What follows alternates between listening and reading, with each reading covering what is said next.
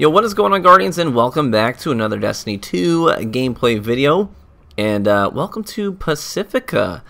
Here, a new Crucible map with Destiny 2 with the Curse of Osiris DLC. Now, this map is on Titan, so kind of cool that we get new maps that at least have a new aesthetic as opposed to the other ones, because it's a new location. We don't have any Crucible maps on Titan yet, so we get two. Well, you get two if you're on PlayStation. I will say this, I'm not sure if these are all of the new maps. These are just the ones that we got to play on. So maybe there's more, maybe there's not, I don't know. But we got these two maps here on Titan, and this one's called Pacifica, and I gotta tell you, I kind of like it. At first I was like, I don't know how I feel about this map. It's really tight quarters. But then I got to thinking about it. I was like, you know what? But this map kind of breaks away from that whole lane, design. Everything else has these clear defined lanes, and there's some of that on this map, but for the most part it really tries to break up, I think, the movement of teams. I really enjoyed my time playing on here. There's lots of these little flanking routes and different ways that you can go, and doorways, hallways, corridors, and I enjoyed the fact that I was actually involved in several 1v1s along the way. But you know what, this is a closed test environment, closed capture event with other YouTubers and streamers, so we all kind of have our own flavor and our own playstyle. So the way that it played out for me is probably not necessarily the way it's going to play out for everybody else once this map does hit all the platforms for all players. Now there's this inside area. I kind of like that there's some vertical variations as well. And if you spawn in there, the thing I like about it is if you get that spawn, if you spawn in there, you have a height advantage. If anyone's trying to spawn camp or trying to get line of sight on you, you got that height advantage and some cover that you can work with right out of the spawn, right out of the gate. Now, this map is it took me a little bit to get the flow for it. It's not like a very clear defined, okay, well, this is a circle, obviously. If I go around here, I'll just loop right back around to this location. There's none of that. It's all very broken up, has its own flavor, and you can watch the gameplay here. There's just so many different twists and turns everywhere. So we didn't get to play a ton of time on these maps, but by the end of the second match, I was starting to kind of get a feel for where to go and how to pinch certain players in certain locations. I ended up kind of calling that party room. Hit my teammate there with a grenade. Get out of my way, M-Tash! Freaking A, man! Blocking my grenade tosses with your big old booty. But anyways, so I enjoyed my time on this map. I really did. Took some time to get the feel for it, and right there I get killed by Slayerage. Man. Okay. True story though, Slayer, here we go. This hand cannon, okay, truth. Time for a little bit of honesty. This hand cannon looks super cool. And it has a recoil pattern that's sort of like a scout rifle. It's more like straight back and not so much, the barrel of the gun the tip of it doesn't pop up so much when you're shooting. Which is cool. I mean, I liked that. But you can't see jack diddly friggin' squat from behind this hand cannon. It's actually pretty tough to shoot this thing accurately. And it doesn't do a ton of damage. True story, they didn't turn off the drops, the random drops at the end of matches. At the end of the very first match, freaking Slayerage gets a Better Devils to drop, okay? And he decides, well, this is way better than this stupid hand cannon.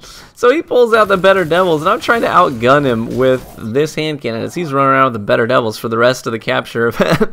PvP section. I was like, that is not fair. I want one. Where's my Better Devils? But anyways, the gun looks super cool. I think that all the new I don't know what I want to call it, but it's Vex themed weapons, area specific weapons. They do look pretty cool. I will give it that. The aesthetics are pretty neat. The hand cannon just isn't that good. But truth be told, the pulse rifle, I did end up liking the pulse rifle, and it was.